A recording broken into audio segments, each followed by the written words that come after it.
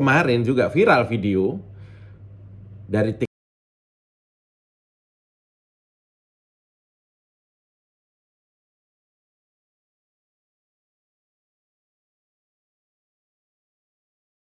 ini bagus. Udah ketebak dah.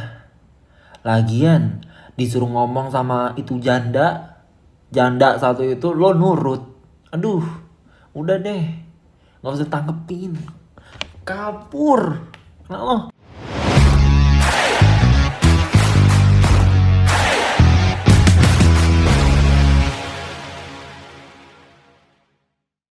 Ya, kali ini saya mau bicara soal TikToker yang kemarin sempat viral, yaitu Bima Yudo, ya, yang kemarin sempat ngeritik soal Lampung, dan juga Najwa Shihab. Dua orang yang menurut saya dalam 1-2 hari ini punya kemiripan. Apa kemiripannya? Dua-duanya sepertinya sentimen dan juga marah, atau malah cenderung, khususnya buat si Bima Yudo ini, dia terlihat nggak sopan sebagai seorang WNI terhadap Ibu Megawati. Lalu apa hubungannya dengan Najwa Shihab? Nah, kita tonton video ini. Petugas partai, Anda nyaman tidak dengan terminologi itu, Mas? Sangat nyaman, dan saya akan jelaskan. Kalau kita melihat orang berpartai, hampir seluruh partai, semua dijujurin. Kalau tidak ada tanda tangan dari ketua umum, dia tidak akan bisa dapat jabatan publik. Mari kita bertaruh. Mari kita baca konstitusi. Mari kita lihat semuanya dalam sebuah realitas. 1. Saya mau jadi gubernur yang tanda tangan ketua umum. Kalau saya tidak tanda tangani ketua umum yang merepresentasikan partai, maka tidak bisa. Kalau mau maju, silakan masuk calon perorangan. Yang kedua, mau jadi anggota DPR atau DPRD. Pasti seluruh partai akan melakukan itu, seleksinya di dalam. Dan itu representasinya sama. Dan kalau tidak ada penugasan dari setiap partai, maka tidak akan bisa seseorang menjabat, menduduki, merepresentasikan dari partai itu. Maka Mbak, petugas partai itu bagian dari bentuk apa yang menjadi perintah konstitusi. Capres diusulkan oleh siapa? Partai dan atau gabungan partai politik. Representasinya pasti dipilih oleh partai yang direpresentasikan oleh ketua umum. Ditugaskan pada seseorang. Siapa yang paling memenuhi syarat menurut partai itu? Setelah itu, belum selesai. Setelah dapat penugasan seperti hari ini, ditugaskan, maka berikutnya dia harus melaksanakan fungsi-fungsi, visilah, misilah, pesan ideologis dari partai untuk bertemu dengan masyarakat. Bertemulah kemudian setelah penugasan itu bersama masyarakat. Masyarakat sebagai sebuah kekuatan dan partai bertemu untuk bersama-sama menentukan. Bentuknya apa? Dalam kontestasi pemilu. Disitulah sebenarnya sangat benar Riso itu. Toh saya jadi gubernur, jadi anggota DPR, akhirnya kami berkomunikasi intens dengan rakyat. Petugas partai itu tapi konotasinya mewakili kepentingan partai dan bukan kepentingan rakyat, Mas? Iya, nanti akan dilihat dalam sebuah rekam jejak ketika mereka ada di jabatan publik. Saya tidak berani memberikan contoh orang lain, lebih baik saya kasih contoh saya sendiri. Ketika hari ini masyarakat kemudian menyampaikan protes sesuatu kepada saya yang mungkin tidak setuju, saya layani langsung. Apakah saya konsultasi dengan partai? Tidak. Karena sudah mengerti mana yang kemudian kami harus konsultasi kepada partai, mana yang kemudian menjadi kewenangan. Apakah saya menjadi anggota DPR, apakah saya menjadi gubernur. Dan itu untuk orang, untuk kader yang pernah mendapatkan kaderisasi di partainya, pasti dia sangat tahu pada soal itu. Dan saya salah satu orangnya. Petugas partai, bosnya juragan partai, Mas? Oke, tapi pada banyak keputusan kami boleh kok berdiskusi. Kami bisa kok menyampaikan pendapat. Dan Ibu Mega sangat rasional pada soal itu. Menyampaikan pendapat, tetapi keputusan akhir kalau juragannya adalah ketua umum, keputusan akhir ada di tangan ketua umum. Partai akan punya mekanisme masing-masing. Partai akan punya. Apakah mereka punya rapat kerja? Apakah mereka punya rapim? Pasti tidak tunggal. Pasti tidak tunggal. Makanya kontak PDI Perjuangan sesuai kongres ya, kelima itu memberikan penugasan juga. Bu Mega saja menyampaikan kepada saya, aku juga ditugaskan oleh partai. Nah, dalam wawancara kemarin, yaitu antara Capres PDI Perjuangan Pak Ganjar Pranowo dan juga Najwa Shihab, kok saya melihat Saya melihat Najwa Shihab ini ya seperti biasanya kan, Najwa Shihab ini selalu ada kalau ketika mewawancarai kan selalu ada tekanan-tekanan, seolah-olah nge-push, seolah-olah menekan narasumbernya, seolah-olah ya seperti itu. Nggak tahu yang lain mungkin punya versi yang lain, tapi menurut saya seperti itu. Nah, tapi khusus pada wawancara kemarin dengan Capres PDI Perjuangan yaitu Pak Ganjar Pranowo, saya kok tidak melihat Najwa Shihab ini adil terhadap misalnya narsum-narsum yang lain.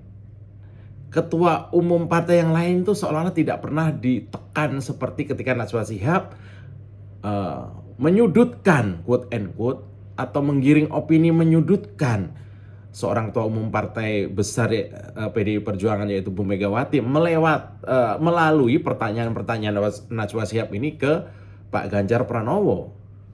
Ada yang berpikir begitu nggak sih? Coba tulis di komen. Saya sih melihatnya seperti itu ya. Ini ada ketidakadilan di sana. Kok tidak ada pertanyaan-pertanyaan yang misalnya gaya Najwa ini sama nggak ketika bertanya atau sebut saja mengkritik ketua umum partai yang lain? Kok setiap, apalagi pasca penolakan PDI Perjuangan terhadap tim Israel kemarin ya, pertanyaan Najwa ini mengarahnya sudah, menurut saya sudah tidak proporsi lagi. Nah, ini yang saya maksud. Sementara kemarin juga viral video dari TikToker yang namanya Bima Yudo itu. Padahal Bima Yudo ini saya pribadi kemarin ikut salut, berada di pihak dia ketika dia mengkritik Gubernur Lampung. Saya pikir ini bagus. Najwa Shihab juga saya pada satu tempo saya pernah berada di pihak dia ketika dia misalnya sangat mengedepankan anti intoleransinya. Kami berada di sisi yang sama soal itu. Tapi ketika terhadap Bu Megawati, ini dua orang ini nyaris sama nih. Walaupun mungkin kapasitasnya beda ya. Kalau saya lihat Bima Yudo ini cenderung, walaupun dia pernah kuliah di Malaysia katanya tanpa biaya negara karena dia mengaku orang tuanya sangat kaya. Kemudian dia kuliah lagi di Australia katanya, saya juga tidak detail soal itu. Tapi kalimat yang meluncur itu kalimat yang sangat receh ketika menyebut Bu Megawati dengan sebutan janda, tapi dengan penekanan yang lain. Kemudian juga ketika menyebut, mungkin maksudnya adalah orang-orang Indonesia dengan kroco-kroco. Ini memang ada yang nggak beres dengan anak ini menurut saya. Lama-lama makin kesini dia memang makin kesana. Mungkin konten ini dilihat dia dan dia akan nyinyirin lagi. It's okay, nggak masalah. Kita lomba nyinyir kalau gitu. Nah, lalu apa masalahnya nih dari Najwa Shihab dan juga si Bima Yudo ini?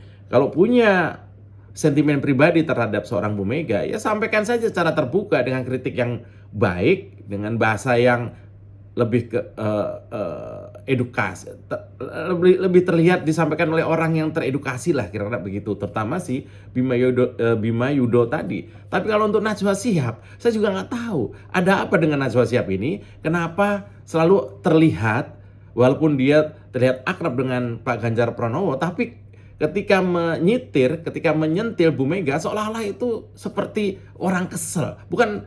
Bukan seorang jurnalis yang profesional, tidak seperti itu. Nah, ini catatan tersendiri.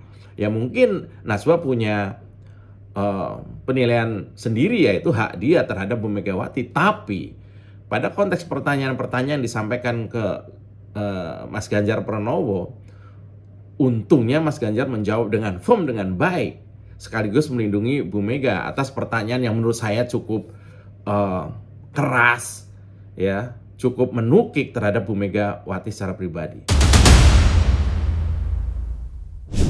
Banyak orang yang tidak setuju terhadap sikap orang lain, itu nggak masalah, kita bebas bicara. Tapi ketika itu disampaikan oleh orang-orang yang sebut saja sekelas Najwa Shihab, kemudian kita jadi pertanyaan, apakah benar ini pertanyaan level jurnalis senior seperti Najwa Shihab, atau jangan-jangan ini pertanyaan titipan? Kita nggak tahu. Saya apalagi, saya tidak tahu. Kalau itu benar ternyata pertanyaan titipan, nah ini bukan jurnalis, berarti ini politisi kan gitu. Nah, lalu kembali ke soal si Bima Yudo tadi. Ini anak tahu tidak sejarah tentang Indonesia. Nyinyiran dia, lihat ini yang membuat saya tidak habis pikir dan sedikit kesal adalah pernyataan dia yang ini. Udah ketebak dah. Lagian disuruh ngomong sama itu janda satu itu lo nurut. Aduh, udah deh, nggak usah tanggepin. Kabur. Nah, lo. Nah, bayangkan, Bima Yudho ini tahu tidak siapa Bung Karno? Tahu tidak siapa kemudian putrinya Bung Karno yaitu Bu Mega. Dua-duanya presiden Indonesia. Kalau mau clear, tanya, kemudian pelajari dulu siapa Bung Karno, siapa Bu Mega. Kemudian kalau berani menyampaikan lebih keras lagi ya monggo. Bukan karena saya mungkin salah satu yang sebut saja ngefans dengan Pak Ganjar, Pak Jokowi dan juga Bu Mega. Tapi karena saya lihat seorang anak muda, Gen Z, tapi sudah punya penilaian yang buruk terhadap Presiden Soekarno. Itu sudah PR tersendiri bagi kita. Mungkin literasinya sangat minim. Nah, saran saya buat Bima Yudho, jangan bermain di wilayah yang Anda tidak tahu. Anda tidak tahu kapan akan kembali ke Indonesia. Ya. Jangan bermain di wilayah isu-isu yang Anda tidak tahu. Pelajari lagi. Satu tempo, kita satu sisi. Tapi untuk yang urusan yang menghina, baik bukan menghina ya, mungkin juga menghina, saya tidak tahu, atau merendahkan mungkin lebih tepatnya Bung Karno dan juga Bu Megawati, untuk itu maka kita berhadapan. Dan untuk Kak Nana, salah satu orang yang ya saya hormati, saya hargai dan pengen sih ngobrol, tapi menurut saya Mbak Nana kali ini agak sedikit kelewatan. Apa yang terjadi sebenarnya kita tidak tahu. Ini tahun politik. Tidak semua terjadi dengan begitu saja. Katanya dalam dunia politik semuanya adalah grand design. Tetap semangat buat Bima Yudho dan juga Mbak Najwa Shihab. Saya Mas Jupray. Aman kan?